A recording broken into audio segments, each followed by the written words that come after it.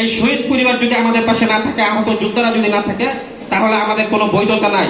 কারণ আমরা প্রার্থী করার জন্য আসি নাই। আপনারা জানেন জুলাই আমাদের কোনো প্রার্থী ছিল না, আমাদের দল ছিল না। আমরা দীর্ঘ 6 মাস পরে যখন দেখলাম ফিসিবাদী আলামত দেখতে পাই, আবারও যখন চাঁদাবাজি দেখতে পাই, আবারও যখন ছিনতাই, রাহাজানি, দখলদারিত্ব আমরা দেখতে পাই, তখন প্রয়োজন হয়েছে জাতীয় নাগরিক পার্টির আত্মপ্রকাশ। আমরা আপনাদের সন্তান হিসেবে আমরা বলতে চাই, মাত্র 9 মাসের মাথায় নির্বাচন করতে হয়েছে।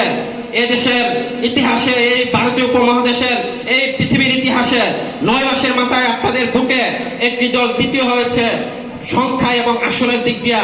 আপনারা যদি সমর্থন দেন, আপনারা যদি পাশে থাকেন, আমরা কথা দিচ্ছি এনসিপি করার জন্য আমরা জীবন দিয়ে হলে আপনাদের অধিকার প্রতিষ্ঠার জন্য আপনাদেরকে আমরা একা রাজপথে ফেলে রেখে যাব না।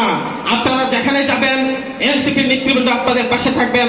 আপনারা ইতিমধ্যে দেখেছেন আমাদের শীর্ষ নেতৃবৃন্দ, আমাদের আহ্বায়ক নাহিদ ইসলাম থেকে শুরু করে প্রতিটি লড়াই সংগ্রামে যারা আহত হচ্ছে, যেখানে নির্যাতিত হচ্ছে, যেখানে সীমান্ত হত্যা হচ্ছে, আমাদের নেতৃবৃন্দ ওখানে নির্যাতিত নিপীড়িত মানুষের কাছে ছুটে যাচ্ছেন।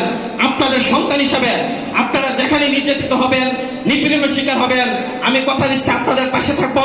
আপনারা আমাদের পাশে থাকেন, আপনারা এনসিপির পাশে থাকেন এবং আপনারা ধৈর্য ধরে আমাদের নেতৃবৃন্দের বক্তব্য শুনবেন।